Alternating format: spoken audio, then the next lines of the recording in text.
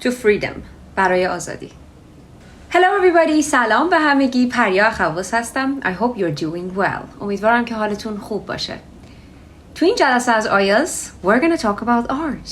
میخوایم راجع به هنر صحبت کنیم. حالا هر مدلی از هنر، از نقاشی گرفته تا مجسمه سازی and so on.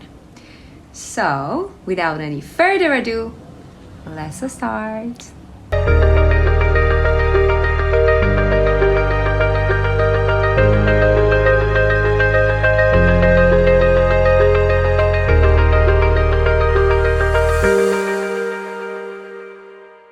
So, as usual, we're going through the questions first. مثل همیشه اول میریم سراغ سوال‌هایی که توی IELTS تکرار شدن.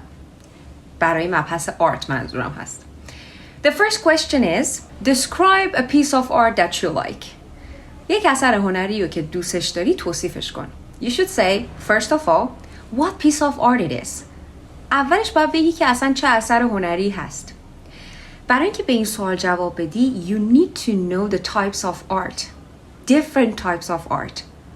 So let's learn. Let's learn the different types of art. Number 1, painting. نقاشی. Painting. Painting is mostly on canvas with watercolor, oil color and acrylics.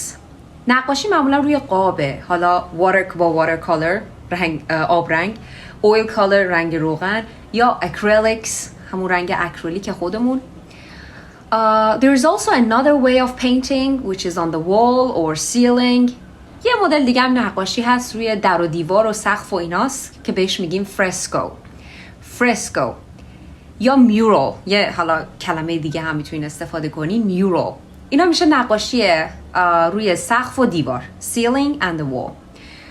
یک مثال قشنگ از فرسکو میتونیم مایکلانجلو The Creation of Adam. هممون هم این نقاشی رو میشناسیم. It's a fresco. یک فرسکو هست. This is another type of painting which is on the wall and ceiling. We call it fresco or mural. The next word that we should know is graffiti. Graffiti نقاشی روی دیواره مثل همون فرسکو، منتها فرقش اینه که it is considered vandalism. یه جورایی جرم به حساب میاد. یعنی دیدین با این اسپرایای اکریلیکس میان رو دیوارا نقاشی میکنن because it is mostly political for political reasons برای دلایل سیاسی or humorous let's say or rude even یه جورایی بی‌ادبانه مطالب حالا humorous مسخره کننده یا هر چیزی خنده‌دار و اینا رو میکشن. So we call it graffiti. Graffiti is another type of art or painting let's say on the wall. یه مدل دیگه نقاشی داریم اونم portrait هست. Portrait painting. Portrait یعنی همون نقاشی portrait, the face. When you actually draw or paint a face of someone we call it portrait. Portrait. Still life. Still life painting یعنی طبیعت بیجان. You arrange fruit, I don't know, objects or whatever and then you start drawing or painting from them. We call it still life. یه سری میوه و اینا میچینی شروع میکنی نقاشی کردن. به اون ما میگیم still life. Still life painting. طبیعت بیجان. We also have landscape painting. Landscape یعنی اون فضای بیرون، طبیعت بیرون. Landscape. یه چیز شبیه این نقاشی. So landscape painting, you may like it or not. I don't know. You tell me in comments. Do you like landscape paintings? Genre painting. Genre painting is about everyday life. زندگی روزمره رو بیان میکنه این نوع نقاشی ژانر. یکی از مهمترین نقاشا که تو این سبک کار کرده ورمیر هست که خیلیاتون هم میشناسین. For example, they show a woman pouring milk or something, I don't know, water or milk into a bowl. توی کاسه ای داره مثلا شیر یا آب میریزه. زندگی روزمره آدما رو نشون میده. Genre painting, like this one. Vermeer, genre painting. Oh gosh, this lesson is my favorite. Now let's talk about painting movements. بیاین راجع به مکتب‌های نقاشی یا جریان‌های نقاشی صحبت کنیم. Artists have created art in a variety of forms, styles and mediums throughout history, often guided by different philosophies and ideals. هنرمندا تو طول تاریخ اومدن با متریال های مختلف و هر چیزی که داشتن، با فلسفه هایی که داشتن، ایدئولوژیشون مدل های مختلفی از آرت رو درست کردن که ما به اینها میگیم movements، جریان های هنری. art movements or even let's say painting movements، جریان های نقاشی که میخوایم بهشون به چند تا از مهمترین از این جریان ها بپردازیم. یکی از جریان های هنری کیوبیسم هست. کیوبیسم which is created by پابلو پیکاسو. Exactly. به وسیله پابلو پیکاسو ساخته شد کیوبیسم. Abstract، هنر abstract which is not real actually. When you see you can see nothing real. هیچ چیز واقعی توش نداره. Abstract یکی از هنرمندای خوب هست موندریان یکی از هنرمندای abstract هست. Abstract. Impressionism همون امپرسیونیسم هست. اونایی که نقاشی خوندن میدونن که ایمپرشنیسم نقاشی بوده که پالت نداشتن، میومدن رنگ روی بوم میذاشتن تیکه تیکه و این یک نقاشی رو از دور نگاه میکردین میتونستین بفهمین که چی به چیه. یکی از مهمترین هنرمنداش هست مونه که نقاشیش رو میتونین ببینین. مونه. Expressionism خیلی رنگ‌های شارپ داره، حالا vivid, vibrant types of colors let's say. رنگ‌های خیلی bright و vibrant داره که حالا کلمه ها رو بهتون یاد میدم. مثلا خودم رفتم این نقاشی رو از نزدیک دیدم، مال ادوارد مونک توی اسلو نروژ. So yeah, expressionism.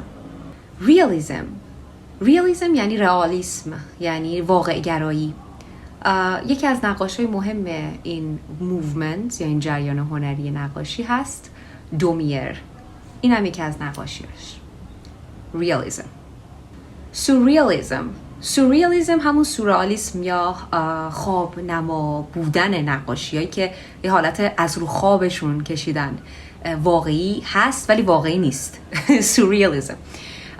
یکی از هنرمندای خوب این جریان هنری هست دالی. خیلیاتون دیدین کاراش رو، سالوادور دالی. We have modern art, postmodern art. هنر مدرن و پست مدرن رو داریم که مثلا بتونیم بگیم ون گوگ جزو actually he is categorized into postmodern. اگر اشتباه میکنم توی کامنت به من بگید. توی پست مدرن میذارنش، گروه بندیش میکنن. و در نهایت یکی از مهمترین جریان‌های هنری رو بگیم آرت نوو. مثل گوستاف کلیمت، همتون این تابلوی کیس گوستاف کلیمت رو میشناسین. So این جریان هنری رو بهش میگیم آرت نوو. قبل از که بریم سراغ another type of art، یک تایپ دیگه از هنر، یک کلمه‌ای هست که میخوام بهتون یاد بدم، اونم کلمه masterpiece هست، یعنی اثر استادانه. Made by great masters. Masterpiece. For example, it can also be for music and dance و چیزای دیگه، مثلا performance، یک اجرایی، دنسی، رقصی، موسیقی. حتی برای اینا میشه استفاده کرد از این کلمه. For example, his performance on a stage was a masterpiece. اجراش روی صحنه یک اثر استادانه بود، یک masterpiece بود. So, masterpiece. Another type of art is photography. Photography یعنی عکاسی. Listen to the pronunciation of the word. Photography یعنی عکاسی. Photographer یعنی عکاس، کسی که عکس میگیره. Photographer. ولی خود عکس میشه photograph یا photo. So, here is the pronunciation of the word. Photograph. But photographer. Do you like photography? Are you a photographer? توی عکاسی هم مدل‌های مختلف داریم. For example, sepia یعنی عکسای قهوه‌ای قرمز. Reddish brown type of photography, let's say. We call it sepia. مثل اینی که الان داری می‌بینی. به این میگیم sepia. We have black and white also, سیاه‌سفید, just like this. And we also have portrait photography, یعنی عکاسی portrait face. تایپ دیگه هنر هست sculpture یعنی مجسمه سازی. Sculpture. By carving wood or stone, different types of stone درست میشه، یعنی با کنده‌کاری روی چوب یا حالا مدل های مختلف سنگ sculpture یا مجسمه سازی میتونی بکنی. حالا یا میتونه روی سنگ گرانیت باشه، یعنی سنگ گرانیت، گرانیت، or marble، سنگ مرمر، marble. کلمه bust رو داریم when it comes to sculpture. Bust چی هست؟ Bust is the statue of famous people's upper torso.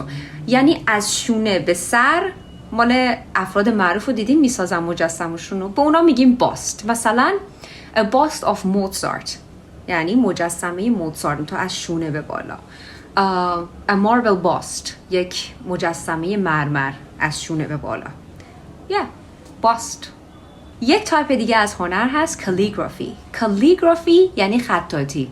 حالا میتونه with ink brush باشه، یعنی قلم مرکبی، or pen or any instrument that you can use for writing. هر اینسترومنتی که بتونی باش بنویسی ولی قشنگ، بهش ما میگیم calligraphy. installation art. installation art یعنی هنر چیدمان. kind of conceptual، یعنی هنر فهمیدنیه. and it is contemporary، معاصرم هست. installation art. Are you into installation art؟ خوشت میاد از این هنر؟ Pottery، سفالگری، pottery. خب تا اینجا یاد گرفتی که what piece of art it is that you like. یاد گرفتی که بگی کدوم اثر هنریه که تو دوست داری، چه اثر هنری هست. What is it? Is it a painting؟ یک نقاشیه. Or is it a photograph؟ یک عکسه که حالا یا سیپیاس یا black and white. یا is it a bust؟ statue، یک مجسمه است. a bust از اینجا به بالاست. چیه؟ حالا میخوایم بریم سراغ سوال 2. خب تا اینجا یاد گرفتی که what is this piece of art that you like؟ این اثر هنری که دوست داری چی هست؟ Is it a type of painting? What movement? For example, it is an abstract type of painting or whatever. یک نقاشی abstract. Or is it a photograph? Like sepia or black and white. عکس یا سیپیا black and white که همه رو توضیح دادم. پس مشخص شد چه piece of art دوست داری. حالا بریم سراغ سوال 2. Question number 2. What does it look like? What does it show? Why do you like this piece of art? اصلا چه شکلیه این کار هنری؟ توصیفش کن. Describe it. Or why do you like it? Tell us. Tell us why you like it. بگو چرا دوستش داری. اولین چیزی که مهمه اینه که composition رو بشناسی. Composition یعنی ترکیب بندی. So it is really important to know composition. We have different compositions. Composition یا ترکیب بندی های مختلف داریم. For example, in the center، توی مرکز. In the background، تو پیش زمینه. In the foreground، توی پس زمینه. Symmetrical، قرینه. Asymmetrical، نامتقارن. Look at this painting. Yeah, the artist is me. من نقاشیش کردم این نقاشی رو. And here is the link. You can click on it if you want to buy it. اگه میخواین بخرینش میتونید روی این کلیک بکنید. And I will mail you the main painting. براتون میفرستم نقاشیم رو. This one is symmetrical. Yeah, قرینه است. You can say symmetrical. But the face is not. It is asymmetrical. So, write in the comment. Do you think it is symmetrical or asymmetrical? توی کامنت بنویس. فکر میکنی قرینه است symmetrical or asymmetrical? What do you think? There is another example. مثلا میتونی اینجوری جمله بسازی. I was so impressed by the asymmetrical composition of this piece. من واقعا تحت تاثیر قرار گرفتم به وسیله حالا اون ترکیب بندی نامتقارنی که توی اون نقاشی بود. So, I was so impressed by the asymmetrical composition of the painting. یکی دیگه از نکات مهمی که برای جواب به این سوال باید بدونی colors هستن. رنگ ها. حالا اینکه چه adjectives یا صفت‌هایی رو استفاده کنی برای توصیف رنگ‌های sharp, bright, روشن، تو چشم بیا و اینا، و از اون طرف هم برعکسش رنگ‌های سیاه، خنثی، تاریک، اینا رو چجوری توصیف کنیم. So let's see. Let's go for the first category. بریم سراغ کاتگوری اول، گروه اول. bright colors, clear، رنگ‌های روشن و شفاف و غالب. مثلا میتونی از کلمه vivid استفاده کنی. vivid. For instance, those vivid colors evoke a feeling of strength. اون رنگ‌های شارپ و رنگ‌های غالب vivid یک احساس قدرت رو توی تو ایجاد میکنه. So evoke a feeling of strength, those vivid colors. Next word is vibrant. Vibrant means vivid, means bright, means sharp. رنگ غالبه، رنگ روشنه، رنگی که تکون دهنده است. همچین شوک میده بهت. Vibrant. Vibrant colors. Saturated. Saturated یعنی غنی از رنگ، پر رنگه. Saturated. Striking contrast. Striking یعنی noticeable، یعنی چیزی که میاد تو چشت، چشمگیر. Striking contrast یعنی کنتراست چشمگیر، همون شارپ میشه. یعنی مثلا یه رنگ قرمز شارپ آورده اونجا، مثلا یه رنگ سبزم که باهاش مثلا هارمونی داره گذاشتن اونجا، ولی شارپن جفتشون. مثلا به این میگیم striking contrast. Dominant. Dominant colors. What kind of colors are they? کنترل میکنن، غالبن. Dominant. و همچنین warm or inviting رو داریم. رنگ‌های گرم. Inviting یعنی همون منظورش گرمه. Inviting. Warm colors. حالا بریم سراغ dark colors. Neutral colors. رنگ‌های یعنی تاریک، خنثای. حالا ببینیم چه کلمه‌ای میتونیم برای اونا استفاده کنیم. Shadowy. Shadow که میدونید یعنی سایه. Shadowy یعنی dark. سیاهه، دارکه. Shadowy. Muted. Muted یعنی بی صدا، بی رنگ، همون دارک میشه، حالت که رنگاش زیاد رنگ شارپ نیست. Muted. ساکته، آرومه. Muted. کلمه بعدی هست mellow. ملو که خودمون تو فارسی هم میگیم رنگش ملوه. ملو یعنی لایته، یعنی برایت نیست. ملوه، کم رنگه. ملو. Delicate. Delicate دیدین مثلا watercolor آبرنگ؟ چقدر رنگ ها خوشگل کنار هم. Pleasant خیلی همچین satisfying، خوشتون میاد. But they are not strong. قوی نیستن، جو شارپ نیست. توی watercolor هم نگاه بکنین خیلی رنگ ها مثل سهراب سپهری نقاشیاش خیلی خوشگل و همچین کنار هم و اینا. Delicate ظریف و but not strong. sharp نیست، خیلی ملوه. So yeah, delicate. You can also say dull, boring. رنگ‌های خسته کننده، حوصله سربر. Dull, boring. You can use these words also. Somber یعنی dark. Somber اصلاً bright نیست. Somber is another word. Also you can use gloomy. Gloomy هم یعنی dark و خنثی و بیرنگ و غمناک. Gloomy. So yeah, gloomy. And in the end اونجا گفتیم warm colors، اینجا گفتیم cold. So warm, cold colors. پس میتونیم از کلمه cold هم استفاده بکنیم. Cold colors. وایسا. What color is this? این چه رنگیه؟ Black, right? سیاهه. ولی ما فقط از کلمه black استفاده نمی کنیم. 3 تا آپشن دیگه میخوام بهت بگم. به جای اینکه هی بگی black, you can say inky. Inky is another way of saying black. یعنی مرکبی، رنگ سیاه. به جای اینکه هی بگی black میتونی بگی inky. Next word is raven. Raven یه جور مثل کلاغ، یه پرنده مثل کلاغه که میزنه به آبی. سیاهی که میزنه به آبی و ما بهش میگیم raven. So here is another word for black. Raven. آپشن سومی که میتونی بگی سیاه یا black هست onyx. Onyx یعنی عقیق سیاه که میتونی به عنوان رنگ سیاه ازش استفاده بکنی. Onyx. Here is the color. Means black. Onyx. How about this color? Red, right? But we have 3 different options. Number 1, crimson. Crimson یعنی dark red. یه حالت زرشکی.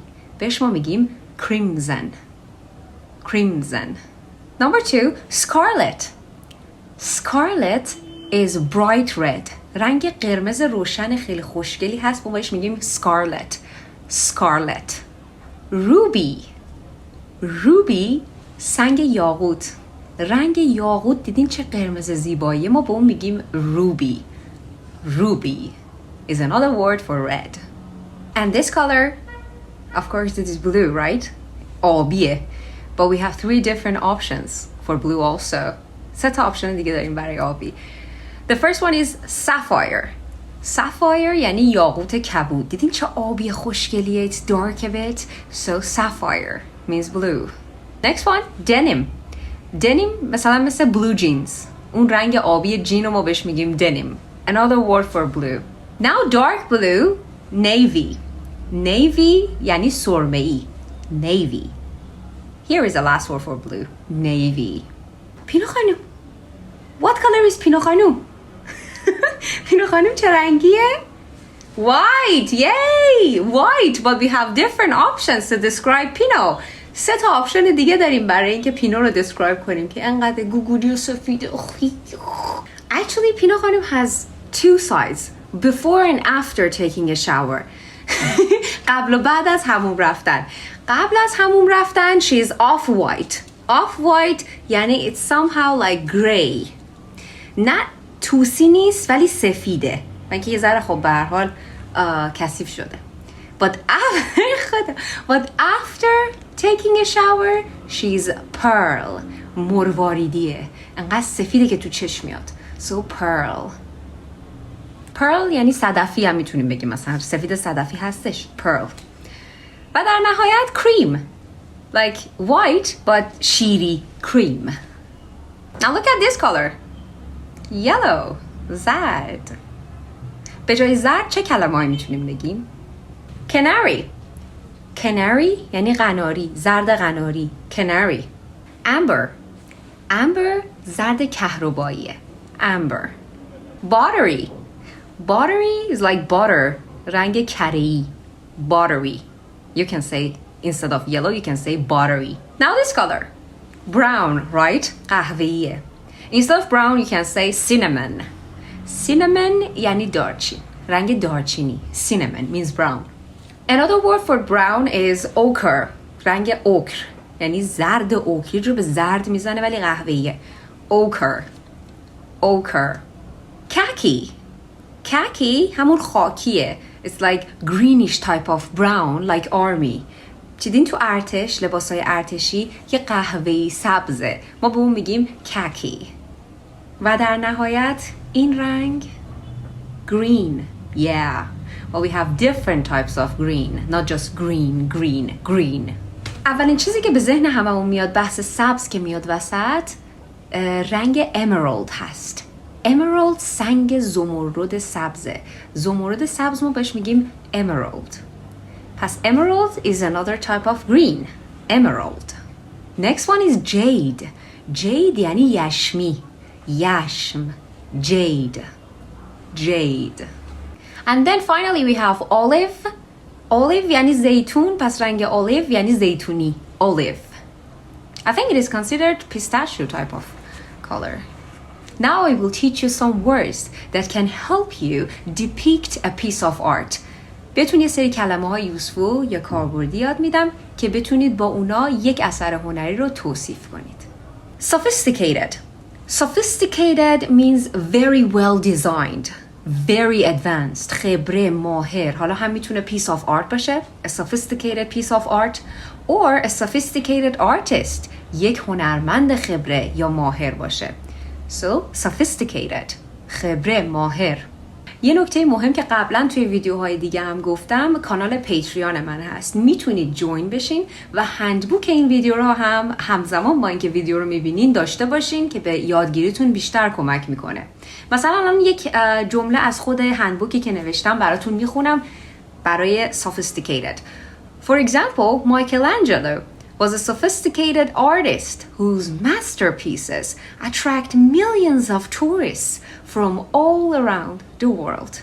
میکلانژلو که هممون میشناسیم یک هنرمند sophisticated خبره و ماهر بود که اثرهای هنریش masterpieces توریستای مختلف میلیون ها توریست رو attract میکنه، جذب میکنه از تمام نقاط دنیا. So yeah, here is the example there. You can have it. Join my Patreon. Elegant. Elegant means beautiful. یعنی زیبا، با سلیقه. High quality. Spectacular. Amazing. عالیه یعنی. Elegant. To me, the creation of Adam is an elegant piece of art. از نظر من The Creation of Adam، اون اثر میکلانج هستش. The Creation of Adam یعنی آفرینش آدم یا انسان. از نظر من is an elegant piece of art، یک اثر هنری بسیار زیباست. Elegant هست، spectacular، amazing، elegant. Gifted means talented، یعنی با استعداد. Gifted یعنی هدیه از طرف خداست به تو که با استعدادی. Gifted. اینجا یک دونه اصطلاح قشنگم داریم. Have a knack for example art، یعنی استعداد داشتن توی art. It is informal and it's beautiful to say. For example, you have a knack for art. استعداد هنری داری. So, gifted means talented. A gifted artist is someone who has a knack or great knack for art. The fact that how restrained some painters were really shocked me. It seemed to me that they didn't want to give away everything at once. این حقیقت که بعضی از هنرمندا، بعضی از اون نقاشا چقدر restrained یا خوددار بودن، منو خیلی شوک کرد. یعنی به نظر من نمیخواستن همه چی رو at once یه دفعه ارائه بدن. So yeah, restrained painters, restrained، خوددارانه، ملایم، خود کنترل شده. Depict means explain or describe something. یه کلمه خیلی قشنگی برای آثار هنری توصیف کردنشون میتونی استفاده کنی به معنی شرح دادن یا توصیف کردن. Depict. Okay, so for example, that masterpiece depicts what life was like 100 years ago. اون اثر هنری توصیف میکنه که زندگی چجور بود 100 سال پیش. So that masterpiece depicts. Masterpiece depicts. Depict means شرح دادن, whatever. So means explain or describe. Yay! توی پیتریان هم مثالهای خیلی بیشتری دارید برای همه این کلمه ها. پس میتونید از لینک زیر جوین بشین و اون هندبوک رو هم داشته باشین at the same time when you're watching this video. Evoke یعنی زنده کردن، تداعی کردن. مثلا that painting evokes a feeling in me. درون من یک حسی رو زنده میکنه. So you can say evoke a feeling. Evoke a feeling of strength. Evoke a feeling of nostalgia. Yeah, evoke زنده کردن، تداعی کردن. Brush stroke یعنی نقش قلمو یا تاش قلم. Brush stroke. I was astonished by the broad brush stroke the artist used in that design. من با اون نقش قلموی پهنی که هنرمند توی اون دیزاین انجام داده بود شوک شدم. یعنی surprised شدم، astonished شدم. I was amazed by it. Epitome از اون کلمه‌هایی که خیلی میتونین استفاده کنی. Means example، مظهر، نمونه. Epitome. For example, do you know Starry Night by Van Gogh? دیدین که اون اثرش خیلی همه معروف، همه میشناسن، شب‌های پر از ستاره. Starry Night made by Van Gogh is a great epitome of postmodern. یک مظهر یا نمونه great عالی هست از هنر پست مدرن. So Starry Night made by Van Gogh is a great epitome. Epitome, I'm just insisting on this word. Epitome of postmodern. Contemporary یعنی معاصر, recent, present time. میتونی دو جا ازش استفاده کنی. اولیش اینه که مثلا میگی جکسون پولاک is a contemporary artist. جکسون پولاک یک که اثرش رو میبینی یک هنرمند معاصره. یا میتونی بگی پیکاسو and Dali were contemporaries. یعنی they were working at the same time. دقیقاً تو یک زمان با هم بودن. So Picasso and Dali were contemporaries. Do you agree with this proverb? با این ضرب المثل موافقی؟ Beauty is in the eye of the beholder. زیبایی یه جورایی سلیقه‌ایه. بستگی به دیدگاه تو داره، به چشم تو داره. What do you think? تو چی فکر میکنی؟ Write in the comment. And finally, در آخر میتونید عضو کانال پیتریان من بشین و دسترسی داشته باشید به هندبوک، به اضافه خیلی چیزای دیگه و حتی کلاس one on one با من گیرید، کلاس خصوصی میتونیم داشته باشیم با هم. So join my Patreon. So see you. If you want to learn, join and enjoy. Goodbye.